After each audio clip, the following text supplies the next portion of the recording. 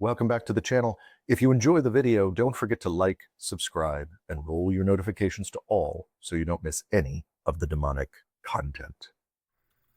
In our last video, we focused on the idea of good knowledge claims versus bad knowledge claims and what defines the difference. In brief, we can be said to have knowledge about something rather than simply an opinion or a belief when we have sufficient justification to suggest the proposition that we believe, and that proposition is either not contradicted by the framework of knowledge in which we are working, or its inclusion would expand the framework of knowledge in a productive way. Now we move into what makes conspiracy theories tick. Specifically, Barkun would make the argument that all conspiracies rely on what he refers to as stigmatized knowledge claims. Barkun defines this as, quote, claims to truth that the claimants regard as verified, despite the marginalization of those claims by the institutions that conventionally distinguish between knowledge and error, universities, communities of scientific researchers, and the like. Barkun notes 5 different types of stigmatized knowledge, all of which function through a basic fault in the principles of generating good knowledge claims that we discussed in the last video. The first of Barkun's categories is superseded knowledge. Often these are simply knowledge claims from paradigms that no longer have sufficient explanatory power. For instance, alchemy eventually paved the way for chemistry to become a dominant paradigm. There may be alchemical ideas that are still valid, but it is most likely because they overlap with chemical ideas that were retained in the paradigm shift.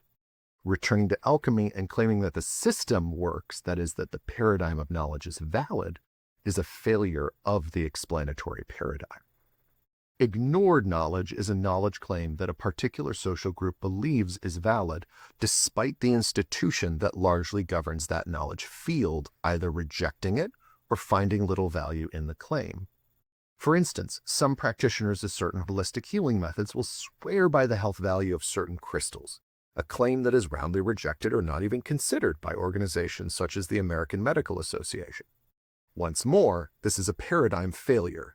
The prevailing medical paradigm has no vector by which such items could affect health, nor has there been sufficient evidence to suggest that the paradigm should be changed to accommodate such vectors.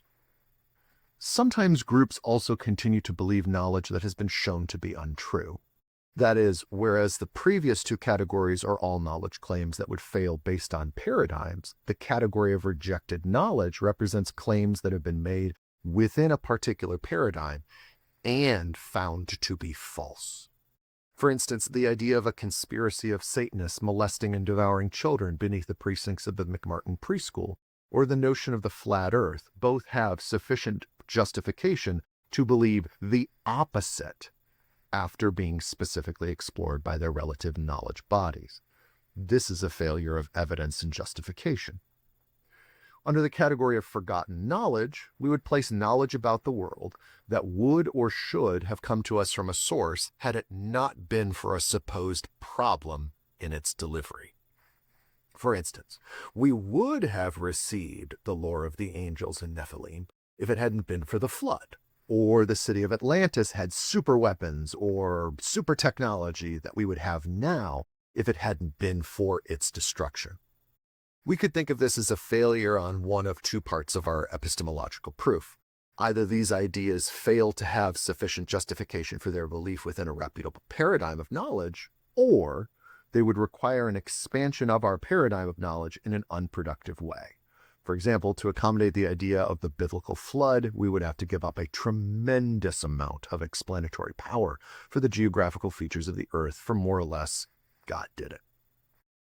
Finally, suppressed knowledge claims are those which proponents believe have justification and validation within a particular paradigm, but which have been kept from the general public for various different reasons. For instance, the idea of med beds hit the news relatively recently due to Donald Trump's Truth Social posts that depicted an AI-generated example of the phenomenon.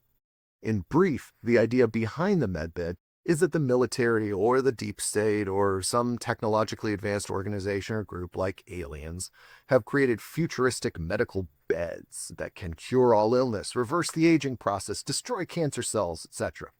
The underlying notion is that the medical field has developed such technology or had assistance in developing that technology, but for a variety of reasons denies its existence or possible reality.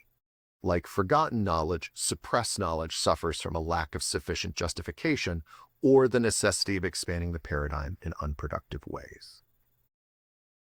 Now let's make an observation. While it is potentially problematic and disturbing, we probably all believe or follow the one or more bad knowledge claims with or without understanding their nature. I'll go ahead and self-disclose here. I still take a multivitamin despite mounting evidence that I am enjoying no health benefit whatsoever from doing so. Rather, as one of my friends who is an MD opined, you probably just have really expensive pee. Now, I could get into the idea of rational choice theory here, weighing out pros and cons and engage in other ideas to try to justify my decision, but the fact remains that I am taking vitamins on the suspicion that they may cause a benefit when there does not actually appear to be evidence to suggest that I will. If I am correct in my assessment, I believe a bad knowledge claim for which I have no sufficient justification. So, what separates that bad knowledge claim I believe, or at least am willing to act on to the tune of about $15 a month, from conspiratorial thinking and conspiratorial thought?